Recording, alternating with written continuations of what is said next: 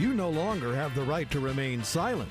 The Steve Warneke Show, investigating questions, solving problems, and complaints.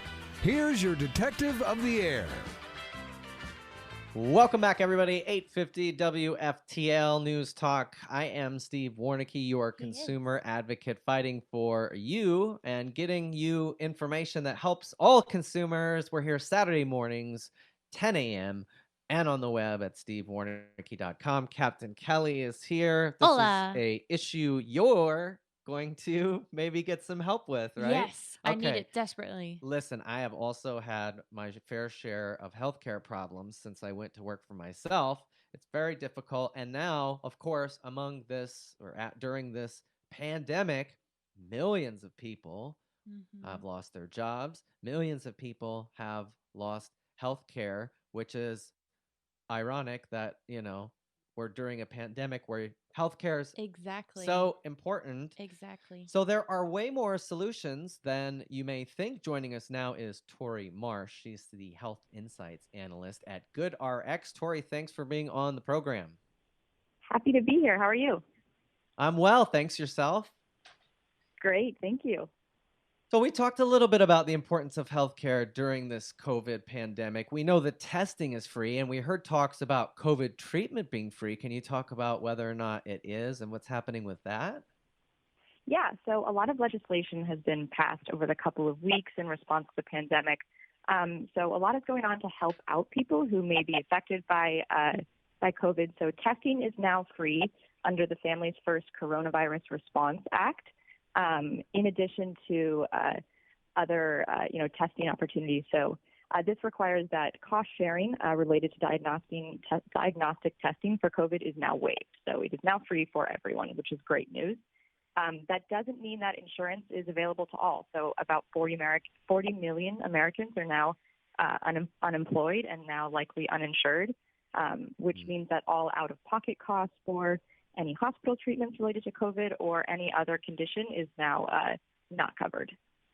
Okay, so that is going to be a problem for lots of Americans, but there are options.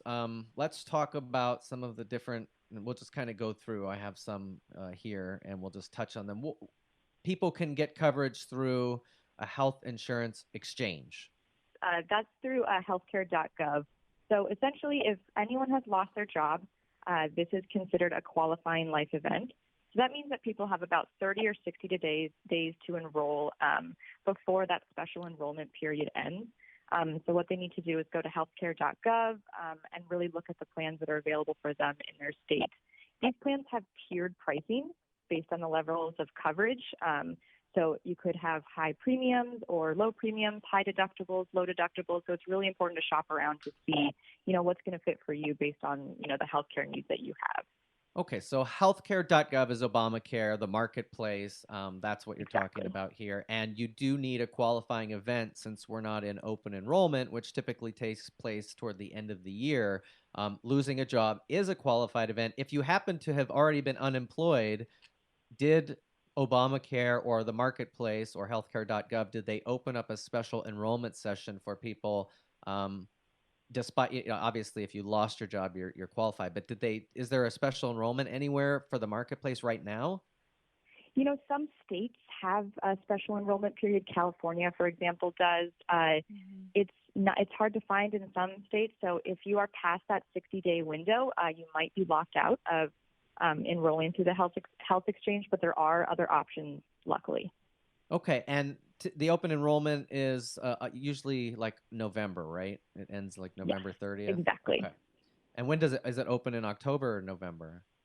It opens in the full month of November. Okay, so if you might be waiting till November if you want to use the marketplace. All right, what's the second option besides Obamacare? So the second option is to see if you enroll in Medicaid or CHIP. So basically, Medicaid qualifications vary state by state. But in the majority of states, about 36 states that expanded Medicaid, you will qualify based on your income alone. So that means that in these states, you'll qualify if you make less than 133% of the federal poverty level. So if you think that might be you and you qualify, I would recommend going to Medicaid.gov, popping in some of your your personal information seen if you might qualify. And it's a great option, especially for getting some prescription drugs covered and a lot of other healthcare needs. So maybe people don't know a lot about Medicaid. There is no special enrollment period for Medicaid, right? You can do this anytime. Exactly. There's no, unlike the ACA, where there is that qualifying life event and then the enrollment period, there is no such thing for Medicaid. So you can enroll at any time if you qualify. Okay, but that's also interesting. Is there a 90-day window? Because sometimes, if you start a new job or if you're gonna apply, sometimes there's a 30, 60, 90-day waiting period for coverage. So if you were to be accepted to Medicaid, is that start right away? Sorry, you broke up a little bit there. What was the question? If you apply to Medicaid, does that coverage begin, or do you have a waiting period of 90 days? Yeah, so that waiting period cannot exceed 90 days, but you might have, about a 2-month to 3-month waiting period for enrolling and getting coverage. Okay, next option is Cobra, one I'm familiar with. I did a Cobra policy when I left my last, and it was so expensive, but it is an option. Talk about what Cobra is. Yeah, it is an option. So Cobra stands for the Consolidated Omnibus Budget Reconciliation Act. It's a mouthful. But essentially what it gives you is an option to continue the same exact health insurance coverage that you had under your employer. But like you said, it can be expensive. That's the catch. You are responsible for the cost that your employer used to cover.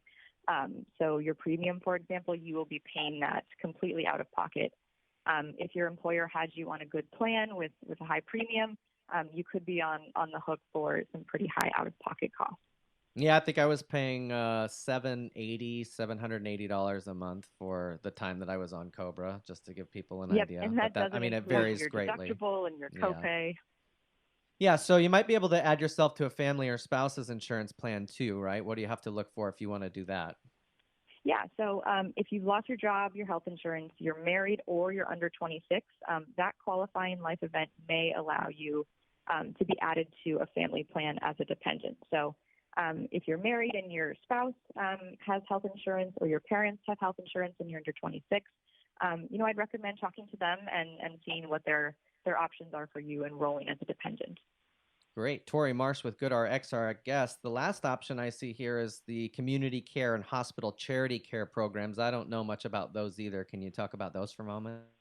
Yeah, so, some hospitals and some charities have programs to help people if they are hospitalized and they have expensive bills, to, help cover that cost. If you are in that situation and you need some help affording that, I would just do a quick Google search on hospital charity programs or call the hospital that you're being treated at to see if there's anything they can do to help. All right, great. And people can find information at GoodRX.com? Exactly, GoodRX.com. All right. Well, thank you very much for being with us. We appreciate it. Tori Marsh, thanks for your time. Thanks, Tori. Yeah, thank you. Have a good one. Yeah, happy Memorial Day weekend. Have a good weekend. Be safe. You too. Bye.